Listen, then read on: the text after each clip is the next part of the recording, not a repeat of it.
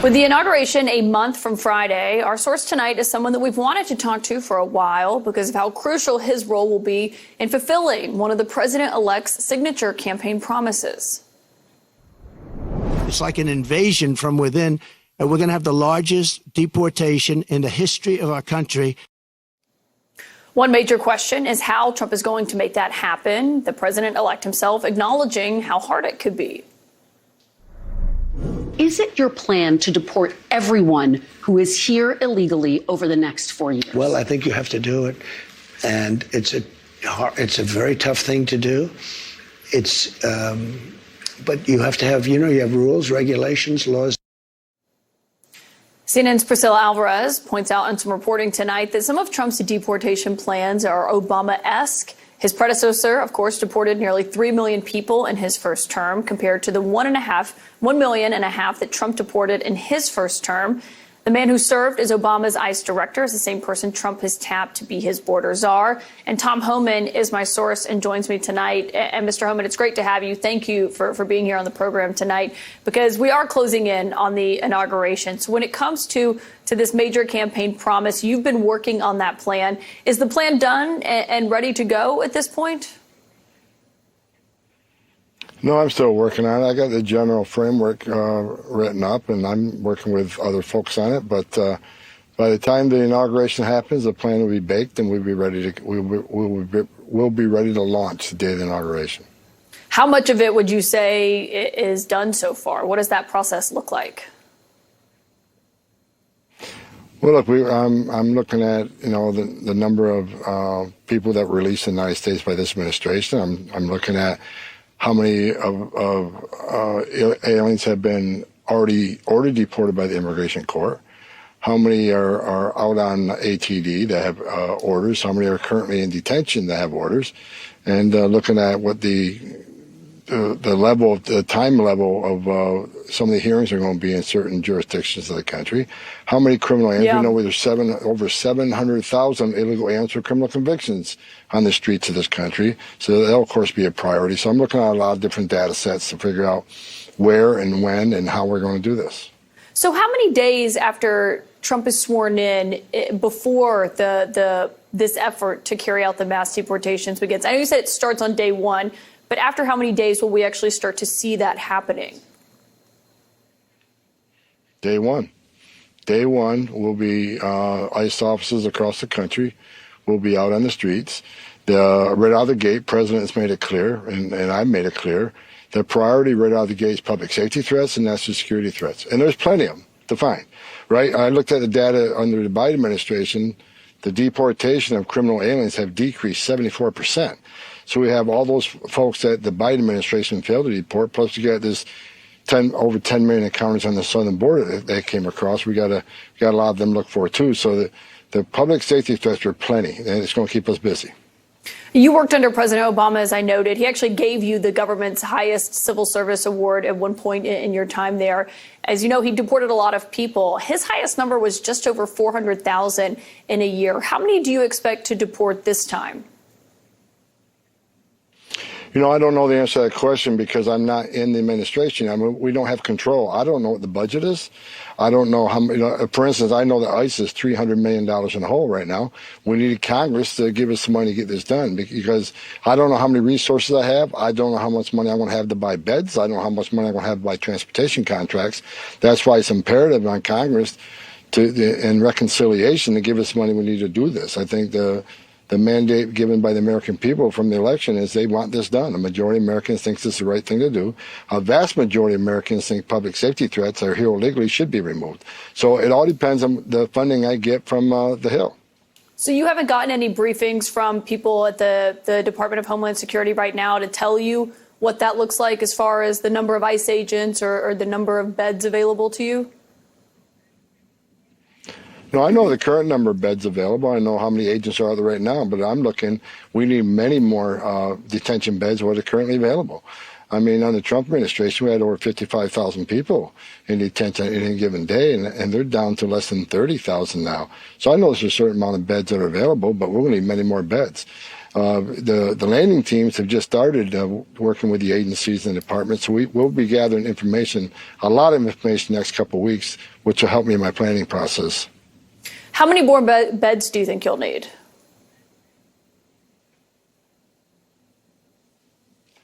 We need at least 100,000 beds, and because of beds will turn over in 30 days, which gives us a free bed every day. But I'm not going to put a limit on it. I'm telling the minimum we need 100,000 beds because we got a big population to look for, and you know, 700,000 criminals alone. And ICE has about 6,000 deportation officers nationwide. Tell me if that number is different than the numbers that I looked into. How many more deportation officers do you believe that you would need for what you want to carry out here? Look, the bottom line is the more I got, the more I can do. So it's just over 6,000 ERO officers. Well, let's remember you got over 8,000 HSI officers who are also ICE officers who also have Title VIII authority, immigration authority. We're looking for help from other agencies. We're looking for help, and I've been clear on this. I'd like to see DOD assist us. DOD has assisted just about every presidential administration. So DOD could be a force multiplier. Men and women of ICE that carry a badge and gun that are doing administrative duties like processing and transportation and infrastructure building.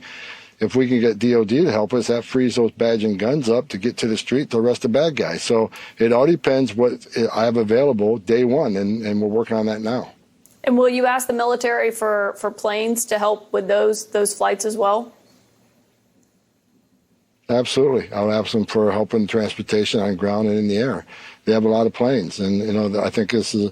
I think what's happened on our southern border in the last 4 years is the biggest national security vulnerability this country's seen. Even the FBI director agrees with that. So I think DOD has a perfect role in protecting national security. Now, they're not going to be out arresting people, but they can be a force multiplier in doing things that we need them to do that doesn't require a badge and a gun. Okay, you say they won't be out arresting people. That's an important point. On this effort overall, in terms of what you believe you need, and you're obviously deeply familiar with how this works and what's ahead of you, you had previously said about $86 billion was the minimum this project will cost. Do you have a better estimate now as you've been developing your plan? I never said $86 billion. That was a CNN reporter that said $86 billion. I don't know what that number is right now. Again, we're working on the plan. Again, it depends on how many resources I have and what the cost is going to be. But I'll say this, $86 billion, I mean, what price you put on the young women that have been murdered and raped in this country? What price you put on, you know, the lives of all these little girls that, you know, there's numerous cases. What price you put on national security? Because we know a record number of people on terrorist watch that's been called on the southern border. We also know there's over 2.2 million gotaways. How many of them came from countries sponsoring terror?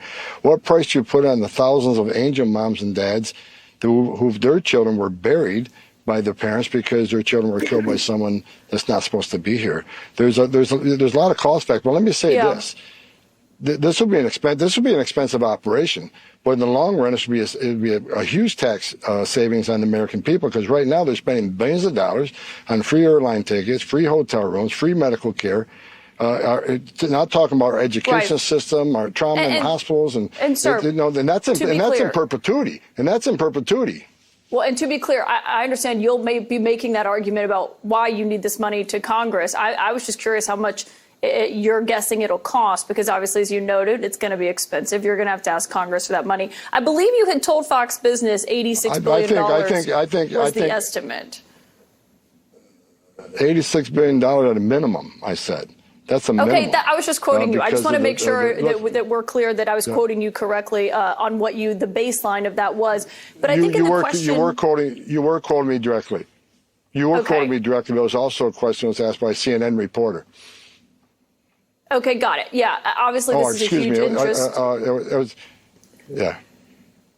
It's a huge interest to people just in terms of how much it'll cost. But on the numbers, I am curious what your target is, because there are different estimates of how many undocumented immigrants are in the country and you have said everyone is on the table. If it's 11 million people and what that number looks like, what is your goal over the 4 years of the total number of people that you would like to? If you have the number of beds that you would like, if you have the number of ICE deportation officers and others that can help you with that, what is your ultimate number of that deportation that you would like to see when you're done with your job? I don't have a number. We want to arrest as many people as we can that are in the country illegally, again, based on prioritization. We want to arrest every criminal, every gang member that's here illegally, that's a public safety threat. We want to arrest every fugitive, those who had due process at great taxpayer expense and have an ordered deportation but didn't leave and became a fugitive. We got over 1.5 million of those. And look, we got millions of people here illegally. I've said that if you're here illegally, you're not off the table. I mean, it's a violation of law. It's a crime to enter this country illegally. And after we give you but due you don't have a process, number that you'd like to see an immigration judge. 1 year from tonight, you don't have a number that you'd like to say, this many people have been deported on my watch? No, I don't have a number. I want to arrest as many people as we can with the resources we have. Want to be the most efficient we can based on prioritization. There's no limit. And we are back now with President-elect Donald Trump's pick for his border czar, Tom Homan. And Mr. Homan, welcome back. Thank you for being here. You just talked about who you are going to be targeting initially when you take office. You talked about people who are a public safety threat or a national security threat. And you said that everyone, though, is on the table if they are here in the country illegally. As you know, there's a lot of mixed status households in the United States. Do you plan to take both parents into custody if there are minor children in the house? If you're in the country illegally and you got an order of deportation, we're going to arrest you, we're going to detain you, we're going to remove you. If they have a U.S. citizen child, if they chose after they come to the country illegally and chose after been ordered removed to have a U.S. citizen child and think, okay, the court order doesn't mean anything anymore, the removal order doesn't mean anything anymore, then what kind of message we send into the whole world? Go ahead and cross the border illegally, which is a crime. Ignore a judge's order of deportation, but have a baby, and you're fine. If we do that, then shut down the immigration court because the orders don't mean anything anymore, and take the border patrol off the border. We can't send a message to the whole world that you can violate laws of this country and not leave as required by judge and have a U.S. citizen child. You're okay. That child can stay. They can stay with a relative. They can stay with the other parent, or they can take them with them. We don't deport U.S. citizens, but they put themselves in the position. We didn't. Would the kids go, if both parents, though, are deported, would you put the children in foster care if there's not a relative? Child Protective Services, what does that look like? Well, that's up to the parent. I call that parenting 101. It's up to the parent what they want to do. That's their child. But the bottom line is having a child in this country does not make you immune from our laws. If that's the message we send to the rest of the world, you're never going to solve the best of courses. What would you be asking ICE agents to do in that scenario? To arrest and deport people who are ordered to remove by a federal judge. That's what they're going to do. The parents can make the decision on their child. That's their decision. So when you argued recently about, when you were asked about family separation, you said families can be deported together. That's how you would avoid that. I mean, you're saying that U.S. citizen, that U.S. born child would have the choice to either go with their parents or to stay here in the United States without their parents. That's the decision of the parents. And again, we can't send a message to the whole world that you can circumvent our laws by simply having your citizen child when you know you're here illegally. They made that decision. They put their families in that position, not us. We're going to enforce the laws enacted by Congress and signed by a president. If people don't like the laws, they can certainly have the laws changed by Congress. But we're going to do what the American people want us to do, enforce the laws enacted by Congress and what Congress funds us to do. And obviously, this could be a reality that you are facing in just a few weeks or a few months from now. The other question that I've heard so much about this is the massive impact that these large removals could have on the construction or agriculture or hospitality industry. Is that something that you're keeping in mind as you're making these plans? Yeah, that'd be part of the prioritization. But let's remember, it's illegal to hire an illegal alien and employ illegal alien because there are a number of reasons. Undercuts wages. People hire an illegal alien for a couple of reasons. Number one, they can work them harder, pay them less, and undercut their competition who has U.S. citizen employees. It's against the law to hire an illegal alien. We'll be enforcing that law, too, because worksite enforcement is coming back. Where do I find most victims of trafficking, sex trafficking, and forced labor?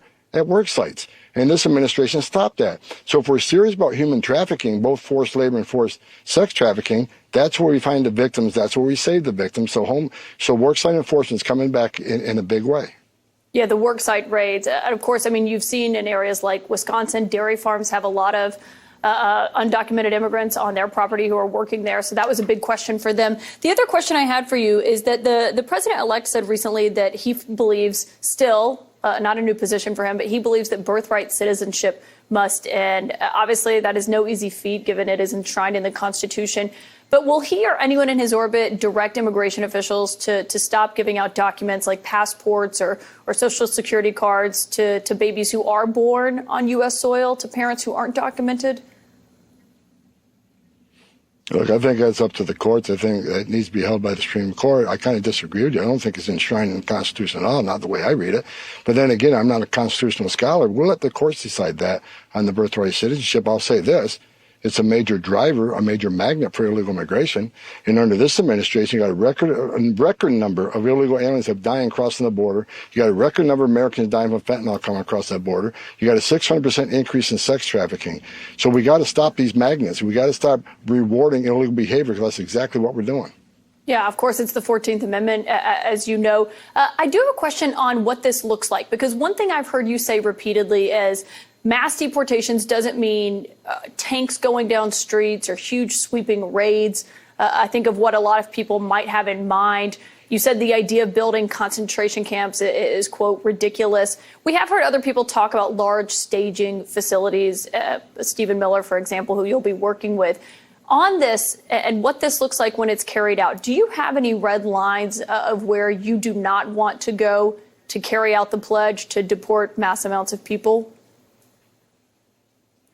Look, this operation, me and Steve Miller, there was no daylight between me and Steve Miller. He was the architect of some of the most significant, successful border policies in the history of this nation. President Trump had unprecedented success during his first administration. But look, we're going to build detention facilities because, again, this is a massive deportation operation. Let me explain why it's a massive deportation operation. Millions of people enter this country illegally, claiming asylum. Secretary Mayorkas has said under oath numerous times, for those who don't qualify for asylum, they'd be immediately moved. Of course, he didn't do it, so we're going to do it. But people need to understand, the people come to the border claim asylum. Based on immigration court data over the last decade, 9 out of 10, nearly 9 out of 10 people claim asylum will get an order removal.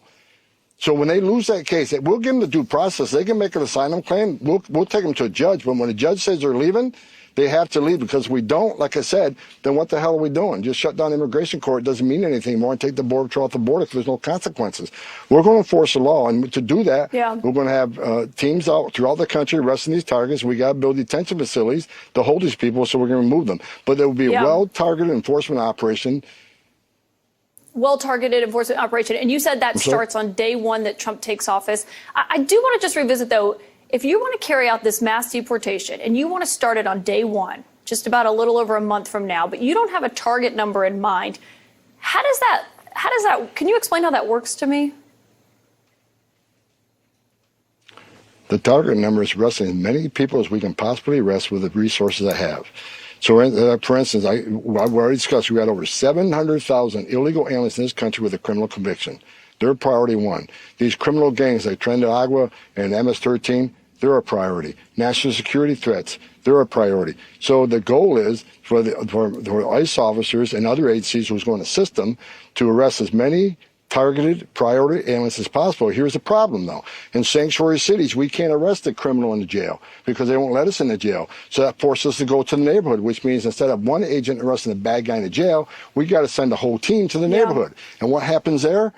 We're going to find others that are non-priority criminals. But guess what? They're going to be arrested too, because immigration officers aren't going to be told to walk away from somebody here illegally like this Biden administration has done. So sanctuary cities is going to get exactly what they don't want. You don't want to arrest a bad guy in the safety and security of the jail. Okay, put ICE officers at great risk to go in the community to arrest this person who has access to what weapons, and they're going to end up arresting more collateral arrests because they have forces in the community.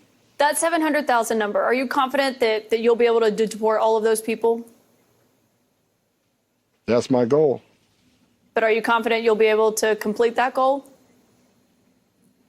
I'm confident in the men and women of ICE. They're very good at this, and we're going to arrest as many criminals and gang members as we can find.